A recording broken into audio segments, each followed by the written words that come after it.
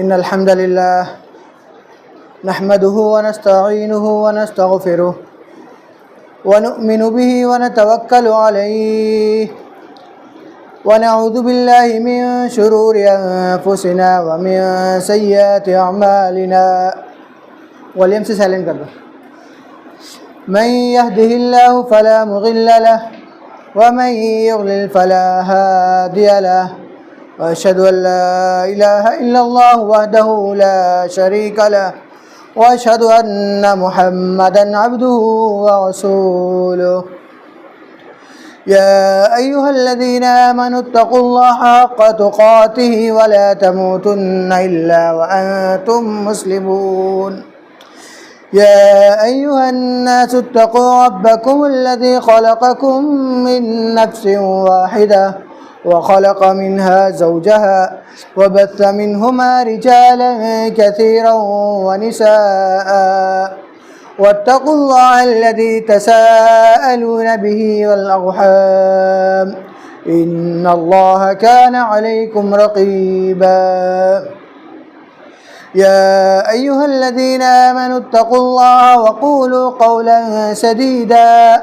يصلح لكم أعمالكم ويغفر لكم ذنوبكم ومن يطع الله ورسوله فقد فاز فوزا عظيما أما بعد فإن خير الحديث كتاب الله وخير الهدي هدي محمد صلى الله عليه وسلم وشر الأمور محدثاتها وكل محدثة بدعة وكل بدعة ضلالة وكل ضلالة في النار فأعوذ بالله السميع العليم من الشيطان الرجيم كل نفس ذائقة الموت وقال تعالى في موضع آخر إن الموت الذي تفرون منه فإنه ملاقيكم ثم تردون إلى عالم الغيب والشهادة فينبئكم بما كنتم تعملون رب اشرح لي صدري ويسر لي أمري واحلل عقدة من لساني يفقه قولي اللهم انفعني بما علمتني وعلمني ما ينفعني وزدني علما اللهم رب زدني علما اللهم رب زدني علما برادران اسلام حاضرین جمعہ، تعریفات و توصیفات اللہ وحدہ لا شریک کے لیے لائق و زیبا ہیں۔ بعدہ درود و سلام نازل ہوں تمام انبیاء کرام پر، بالخصوص آخری نبی جناب محمد رسول اللہ صلی اللہ علیہ وسلم پر۔ برادران اسلام حاضرین جمعہ، میں جس موضوع کو لے کر آپ حضرات کے سامنے کھڑا ہوا ہوں وہ ہے موت ایک اٹل حقیقت ہے۔ ہر آنے والا اس دنیا کے اندر اسے معلوم ہے کہ ایک نہ ایک دن اسے جانا ہے، اسے موت آ کر ہی رہے گی۔ کسی بھی طریقے سے اس موت سے انسان کو چھٹکارا نہیں ہے، چاہے وہ کہاں بھی چلے جائے، ڈاکٹروں کی محفل کے اندر چلے جائیں، دنیا کے بڑے بڑے ریسرچ سینٹروں کے اندر چلے جائیں، اپنے محلوں کے اندر یا اپنے گھروں کے اندر پیک ہو جائیں، اگر موت آنی ہے تو آ کر رہے گی، اسے کوئی نہیں روک سکتا۔ اللہ تعالیٰ قرآن کریم کے اندر ارشاد فرماتا ہے کہ کل نفس ذائقۃ الموت، کہ ہر نفس کو موت کا مزہ چکھنا ہے، یعنی کوئی بھی ذی روح، جو روح والے چیز ہیں، ان تمام کو موت کا مزہ چکھنا ہی چکھنا ہے۔ اور دوسری ایک جگہ اللہ کے رسول اللہ رب العالمین نے فرمایا کہ قل ان الموت الذی تفرون منہ فإنہ ملاقیکم، کہ اس موت جس سے تم بھاگتے پھرتے ہو وہ تمہیں پکڑ لے گی، یعنی تمہیں موت آ کر کے بھی رہے گی۔ پھر اللہ رب العالمین نے نبی اکرم صلی اللہ علیہ وسلم کے بارے میں اسی قرآن کریم میں فرمایا کہ اگر آپ کو بھی موت آ جائے، موت کا لفظ نبی اکرم صلی اللہ علیہ وسلم کے ساتھ بھی کہا گیا کہ آپ کو بھی موت آئے گی، تو ان تمام آیاتوں سے معلوم ہوا کہ انسان کی یہ زندگی ہمیشگی والی زندگی نہیں، بلکہ اسے ایک نہ ایک دن موت کا مزہ چکھنا ہے، اور یہ موت انسان کی کب آئے گی، کس وقت آئے گی، اس کے متعلق اللہ رب العالمین کے پاس ہی علم ہے، اس کے علاوہ کسی دوسرے کے پاس نہیں ہے۔ اللہ رب العالمین قرآن کریم کے اندر ارشاد فرماتا ہے کہ 5 چیزوں کے بارے میں علم اللہ رب العالمین کے پاس ہے۔ 5 چیزوں کے بارے میں علم، غیب کا علم ہے جسے کوئی نہیں جان سکتا۔ ان میں سے ایک یہ کہ انسان کی موت کہاں واقع ہوگی اور کیسے واقع ہوگی، اسی چیز کا علم صرف اور صرف اللہ رب العالمین کے پاس ہے۔ لہٰذا دنیاوی زندگی عارضی ہے، چند دنوں کی زندگی ہے۔ بہت سے دنیا کے اندر آئے جو اللہ رب العالمین سے اپنے دل کے اندر خوف کھاتے تھے، اور اتنا خوف کھاتے تھے کہ جن کے بارے میں اللہ کے رسول صلی اللہ علیہ وسلم نے یہ فرما دیا کہ جنتی ہے، جنتی ہے، جنتی ہے۔ ایک ہی محفل میں کئی بار جنت کی بشارت پانے والے حضرت عثمان بن عفان رضی اللہ تعالیٰ عنہ، ان کے بارے میں آتا ہے کہ جب ان کے پاس جنت اور جہنم کا ذکر کیا جاتا تو وہ اتنا نہیں روتے جتنا وہ قبر کو دیکھ کر کے روتے تھے۔ یعنی جب وہ قبر کو دیکھ کر کے اتنا روتے تھے، اس قبر کے عذاب سے اتنا خوف اور اندر ڈر ہوتا تھا کہ وہ اتنا روتے تھے کہ ان کی پوری داڑھی گیلی ہو جاتی تھی، پوری داڑھی تر ہو جاتی تھی۔ میرے بھائیوں، یہ موت انسان کو، ہر کسی انسان کو اس کا مزہ چکھنا ہے، تو ہمیں اس کے لیے کچھ تیاری کر کے رکھنا چاہیے۔ اسی لیے اللہ رب العالمین نے قرآن کریم کے اندر فرمایا ماذا تکسب غدا، کہ اللہ قرآن کریم کے اندر فرماتا ہے کہ مومنوں کو چاہیے تنظر نفس ما قدمت لغد، کہ اس نے کل کے لیے کیا تیار کر رکھا ہے، یعنی موت کے لیے اس نے کیا تیار کر رکھا ہے، اس چیز کے بارے میں اسے سوچنا چاہیے۔ اسی طرح ایک سوال کے جواب میں اللہ کے رسول صلی اللہ علیہ وسلم نے آخرت کے متعلق پوچھا گیا، تو اللہ غالباً آخرت کے متعلق پوچھا گیا تو اللہ کے رسول صلی اللہ علیہ وسلم نے فرمایا کہ آپ نے اس کے لیے کیا تیاری کر رکھی ہے۔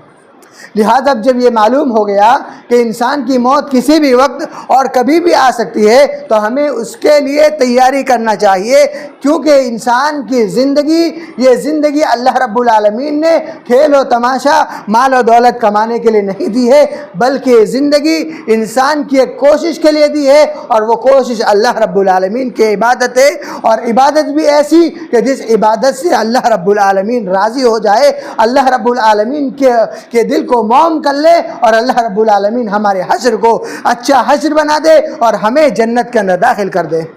اسی لیے ہمارے اسلاف جو ہیں وہ کسی عمل کو کرتے تھے، نماز پڑھتے تھے یا روزہ رمضان کا رکھتے تھے، تو اس کے بعد وہ اللہ رب العالمین سے اس کی قبولیت کی دعا کرتے تھے کہ اللہ تو ہمارے لیے اس عبادت کو قبول فرما لے، ہمارے لیے اس کی عبادت کو قبول فرما لے۔ ان کو یہ ڈر رہتا تھا کہ کہیں اللہ رب العالمین نے ہماری اس عبادت کو قبول نہیں کیا تو ہم تو ہلاک و برباد ہو جائیں گے۔ ایک واقعہ میں آپ حضرات کے سامنے پیش کرتا ہوں، اور اسے ہمیں عبرت لینے کی ضرورت ہے کہ ہمارے اندر اللہ رب العالمین کے سامنے حاضر ہونے کا اور موت کا کتنا زیادہ خوف ہونا چاہیے، جسے ہمیں اس واقعے سے عبرت لے سکتے ہیں۔ ایک صحابی رسول، اللہ کے رسول صلی اللہ علیہ وسلم کے حضور میں آتے ہیں اور کہتے ہیں کہ یا رسول اللہ، جب میں آپ کی مجلس میں رہتا ہوں تو میرے ایمان کے اندر اضافہ رہتا ہے، لیکن جب میں آپ کی مجلس سے چلے جاتا ہوں تو میرے ایمان کے اندر کمی آ جاتی ہے، کہیں میں ہلاک تو نہیں ہو رہا ہوں، تو کہیں میں ہلاک تو نہیں ہو رہا ہوں۔ میرے بھائیوں، وہ اصحاب رسول ہیں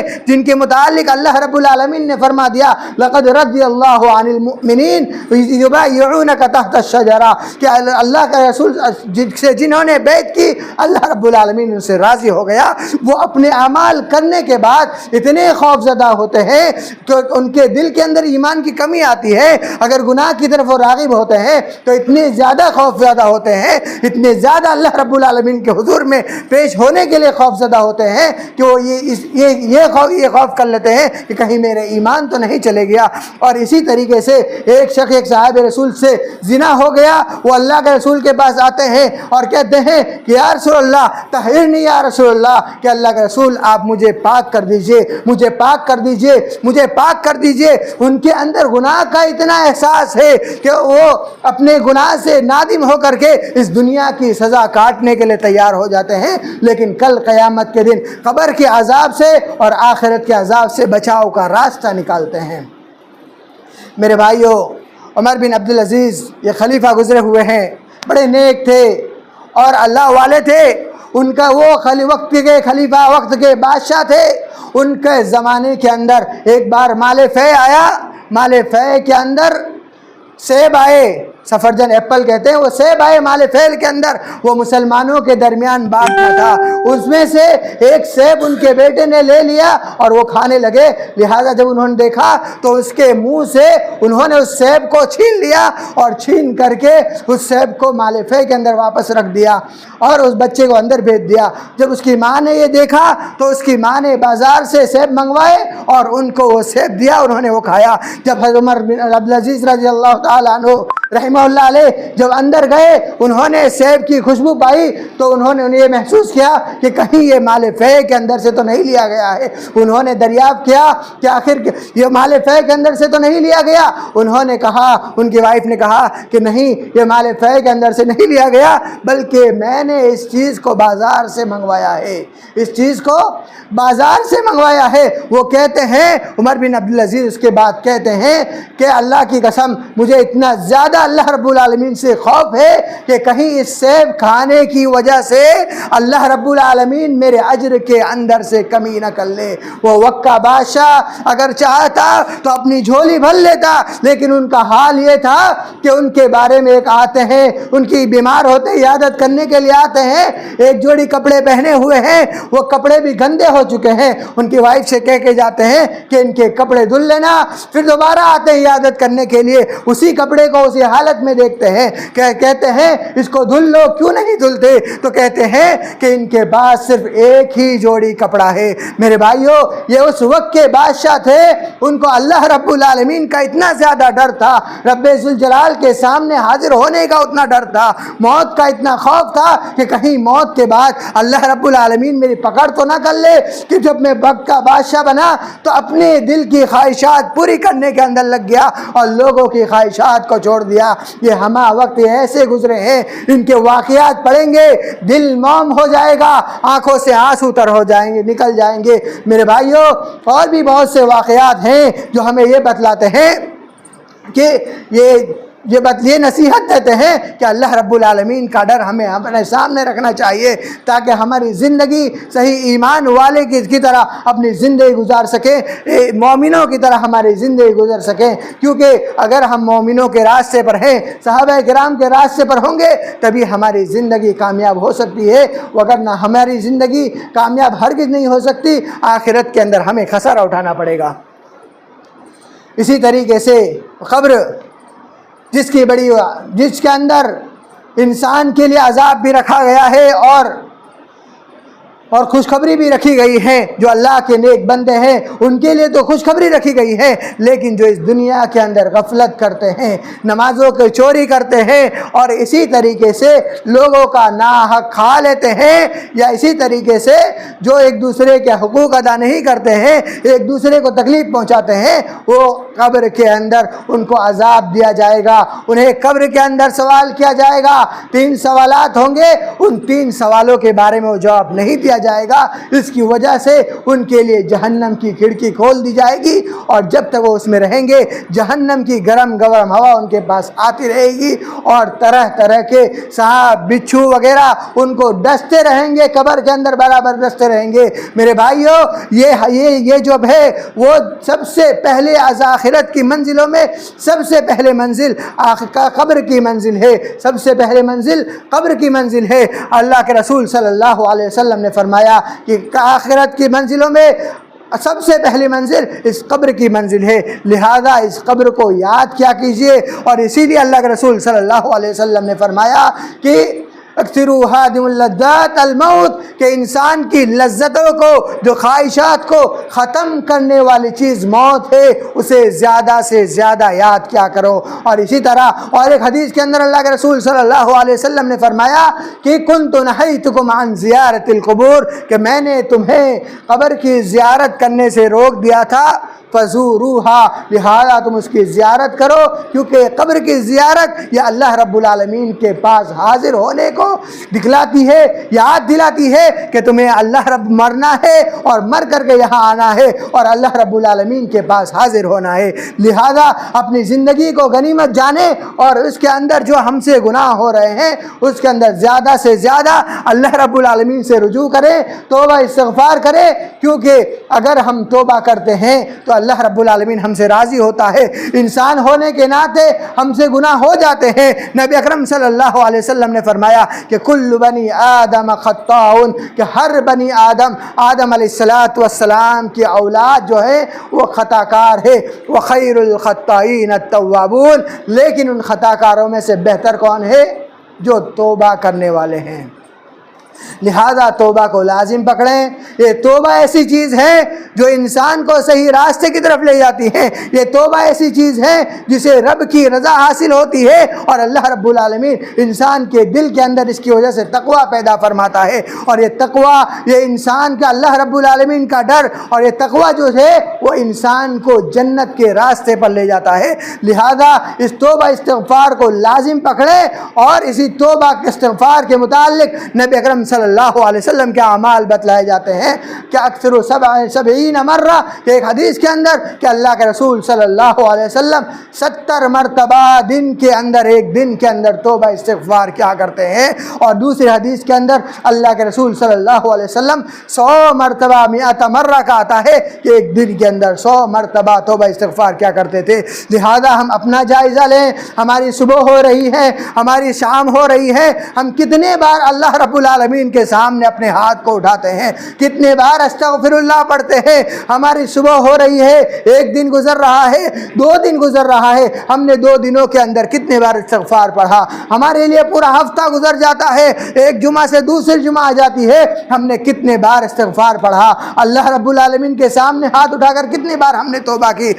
لہذا ایک جمعہ سے ایک جمعہ ہو گئی، ایک عید سے دوسری عید آ جاتی ہے، ایک رمضان سے دوسری رمضان آ جاتی ہے، لیکن ہمیں توفیق نہیں ہوتی کہ ہم اللہ رب العالمین کے سامنے اپنے آپ کو پیش کریں اور اپنے گناہوں کی معافی مانگے، کیونکہ ہمارے دل سے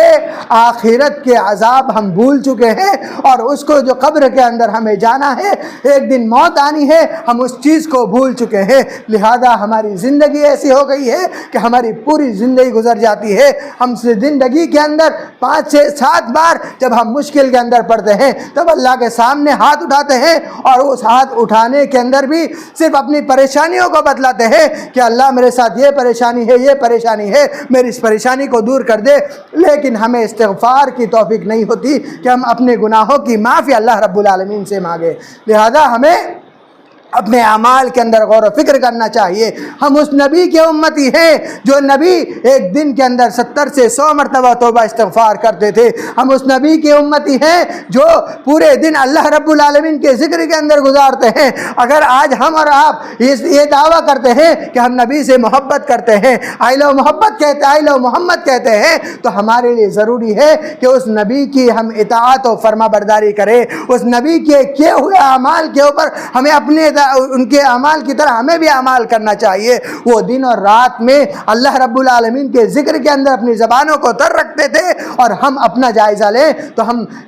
نبی اللہ کے ذکر کے اندر تو تر نہیں رکھتے، بلکہ گالی گلوچ، ایک دوسرے کو تکلیف پہنچانے، ایک دوسرے کو پریشان کرنے کے اندر، اور ہر کسی کے دوسرے کے اندر بلائی تلاش کرنے کے اندر ہم اپنے دن کو گزارتے ہیں۔ ہم کہاں اور وہ نبی کہاں؟ ذرا اپنے آپ کو تصور کیجئے، کیا ہم مسلمان ہیں؟ کیسے مسلمان ہیں؟ اگر مسلمان ہیں تو کیسے مسلمان ہیں؟ کیا ہمیں اللہ کے آخری نبی جناب محمد رسول اللہ صلی اللہ علیہ وسلم کے ہاتھوں سے کل قیامت کے دن حوض کوثر کا پانی نصیب ہوگا یا نہیں ہوگا؟ ذرا اپنے اعمال کے اوپر غور و فکر کر کے سوچئے کہ ہمارے اعمال کیسے ہیں، کیا ہم اللہ رب العالمین کے پاس حاضر ہونے کے لیے تیار ہے یا نہیں تیار ہے؟ اور جو یہ جان لیجئے اگر تیار ہے تو ٹھیک، اور اگر تیار نہیں ہے تو یہ جان لیجئے کہ انسان کی موت کب آئے گی یہ کسی کو بھی پتہ نہیں ہے۔ انسان کی کب موت آنی ہے یہ کسی کو پتہ نہیں ہے، لہذا اس موت کے آنے سے پہلے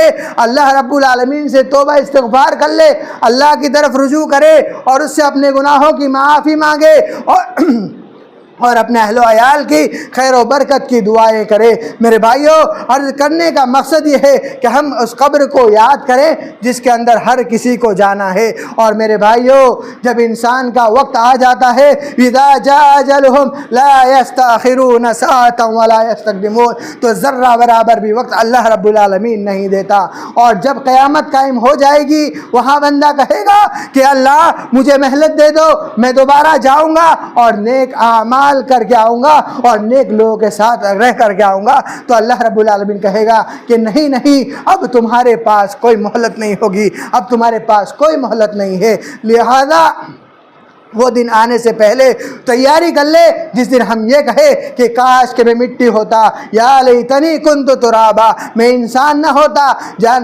بلکہ مٹی ہوتا تو مجھے حساب دینا نہیں پڑتا۔ تو میرے بھائیوں، یہ کہنے سے پہلے اس دن کی تیاری کر لے، کیونکہ اس دن ہمیں پچھتانے کے علاوہ ہمارے ہاتھ میں کچھ نہیں ہوگا، ہم کوئی چیز تب سدھار نہیں سکتے۔ آج کی زندگی ملی ہے تو اس زندگی ہمارے لیے ایک سدھار کا ذریعہ ہے، اس کے اندر ہم اپنے آپ کو سدھار سکتے ہیں، اللہ رب العالمین کو راضی کر سکتے ہیں۔ اسی لیے نبی اکرم صلی اللہ علیہ وسلم نے فرمایا کہ اغتنم خمسا قبل خمس، کہ 5 وقتوں کو 5 وقتوں سے پہلے غنیمت جانو،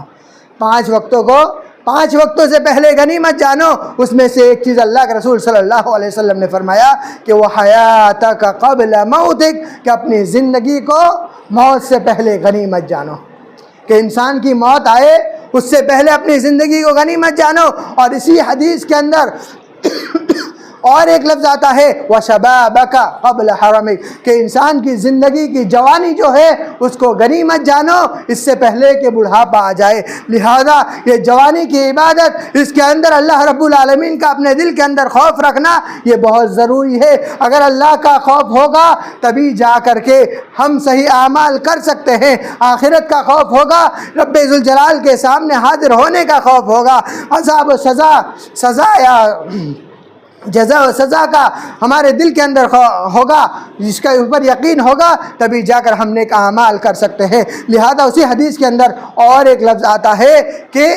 وَفَرَاغَكَ قَبْلَ شُغْلِكَ، کہ ایک تو آتا ہے جوانی کو بڑھاپے سے پہلے غنیمت جانو، اور دوسرا آتا ہے فارغ البالی کو، یعنی انسان فارغ ہے اس کو غنیمت جانے اس سے پہلے کہ وہ مشغول ہو جائے، کسی چیز کے اندر مشغول ہو جائے۔ اور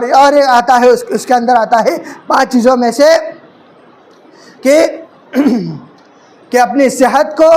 قبل سقمک، کہ اپنی صحت کو مرض سے پہلے غنیمت جانو۔ لہذا یہ 5 چیزیں بتلائی گئی ہیں جسے ایک دوسرے سے پہلے غنیمت جاننی چاہیے۔ اللہ نے صحت دی ہے تو اس کو غنیمت جانیے، زندگی دی ہے اس کو غنیمت جانیے، اللہ رب العالمین نے جوانی دی ہے اس کو غنیمت جانیے، اللہ رب العالمین نے وقت دیا ہے اس کو غنیمت جانے، اور ان وقتوں کے اندر صحیح اس کا استعمال کرے، اور اس صحیح وقتوں کے اندر اللہ کو راضی کرنے والے اعمال کرے، کیونکہ ہر شخص کو ایک نہ ایک دن موت آنی ہے، اور موت آنے کے بعد اسے قبر میں جانا ہے، اور قبر میں جانے کے بعد اللہ رب العالمین کے دربار کے اندر حاضر ہونا ہے، اور وہاں اس کا فیصلہ ہوگا، اس کا حساب ہوگا، ہر چھوٹی سے چھوٹی اور بڑے سے بڑے گناہ اس کے دیکھے جائیں گے۔ اللہ رب العالمین سے دعا ہے کہ الہی تو ہمیں عذاب قبر کو سمجھنے اور آخرت کے اوپر صحیح طریقے سے اس کو سمجھ کر آخرت کی تیاری کرنے کی توفیق عطا فرما۔ وما علینا الا البلاغ۔